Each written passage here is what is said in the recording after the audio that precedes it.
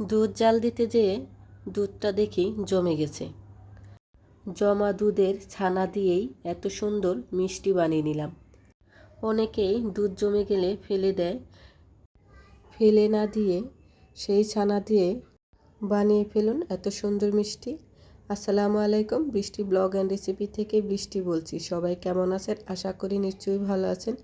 আমিও আলহামদুলিল্লাহ ভালো আছি। আজকে লাল জামুন মিষ্টি বানাবো। ছেলেদের জন্য দুধ জাল দিচ্ছিলাম হাফ কেজি। দেখলাম দুধে বলক আসতে না আসতে দুধটা জমে গেল। সেই জমা দুধের ছানা দিয়েই আজকে লাল জামুন মিষ্টি বানাবো।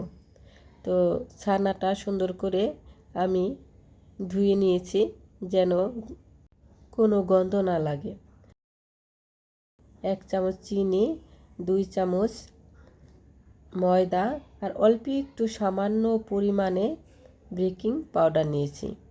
নিয়ে নিলাম একটু ফুড কালার, লাল রং নিয়েছি। লাল জামুন মিষ্টি বানাবো, এর জন্য রেড কালারটাই দিয়ে দিলাম। এখন আমি মিষ্টি সমান ভাগে ভাগ করে নিলাম যেন এক সাইজের হয়। মিষ্টি আবার আমার হাতে এক সাইজের হয় না, একটা বড় একটা ছোট হয়। এখনও যারা আমার ভিডিওটি দেখতেছেন প্লিজ একটা লাইক দিয়ে ভিডিও দেখবেন। আর ভিডিওটি ভালো লাগলে ফেসবুক পেজটা ফলো দিয়ে আমার পাশে থেকে যেতে পারেন। হয়ে গেল মিষ্টি বানান। এখন এই মিষ্টি আমি ভাজবো। পরিমাণ মতন তেল দিয়েছি। ঠান্ডা তেলের মধ্যেই আমি মিষ্টিগুলো দিয়ে দিব। একদম ঠান্ডা না, কুসুম কুসুম গরম সেই তেলের মধ্যেই মিষ্টিগুলো দিয়ে ভাজবো লো হিটে। একটু উল্টাই দিচ্ছি যেন সব পাশে সমানভাবে ভাজা হয়। কালারটা কত সুন্দর লাগছে, তাই না? লাল জামুন মিষ্টি একদম লাল লাল করে কররা লাল করে ভেজে নিয়েছি। এখন আমি মিষ্টি শিরা দিব।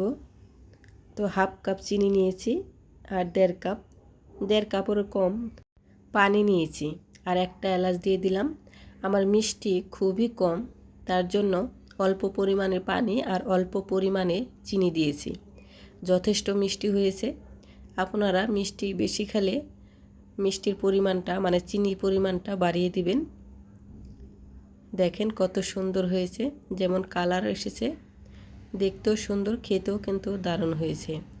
দুধ যদি জমে যায় আর কখনো ফেলে দেবেন না, এইভাবে মিষ্টি বানিয়ে খেয়ে ফেলবেন, বাচ্চাদের বানিয়ে দিবেন।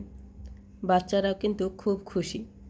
দেখেন চামচ দিয়ে কাটছি আর রস কিভাবে বের হচ্ছে।